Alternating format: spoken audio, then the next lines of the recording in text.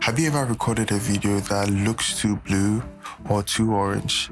That is because of an incorrect white balance. In this lesson, I'll be teaching you how to set your white balance correctly and fix it in post-production. If you want to import your file into Premiere Pro, you need to know there are many ways to do this. I'm only going to show you 3 methods. The first method is to go to your media browser panel, and then you drag and drop that into your projects panel. The second method is to use your drag and drop. So you go to the location of the file and then drag and drop it into your projects panel. The third method is to use the file imports option, where you click on the file at the top left and you go to imports, and then it's right there. I'm going to change the color temperature and show you a way to come back to this look right here. This has not been color corrected nor color graded, so you can apply the knowledge to other videos you see online as well. Open a new sequence in Premiere Pro. Now, to do that, you need to go to the top where you can see your file. You click it, then you go to new, then sequence. Now you type and enter. Now it's been done for you.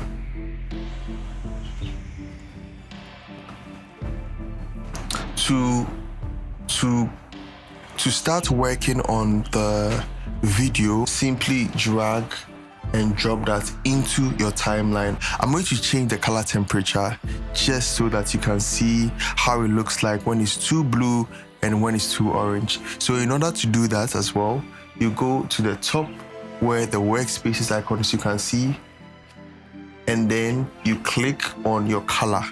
Now when you click on the color, it's going to load up a different workspace.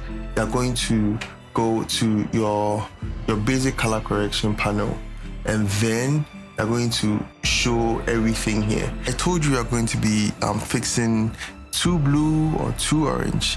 Now I've intentionally made this too blue.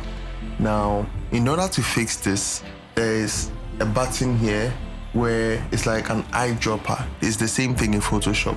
It's an eyedropper effect. So in order to fix it, you have to find a white area in your video.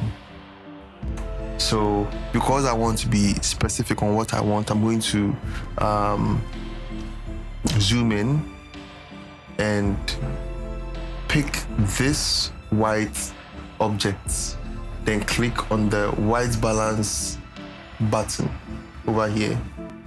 Now when I click and then I zoom out, the white balance has been fixed. Let's see what happens when it's too orange. Can I do the same thing? Okay, so this is too orange. You find an area that is white, and then you'd zoom in, and then you use the white balance option and choose an area that is white. Boom.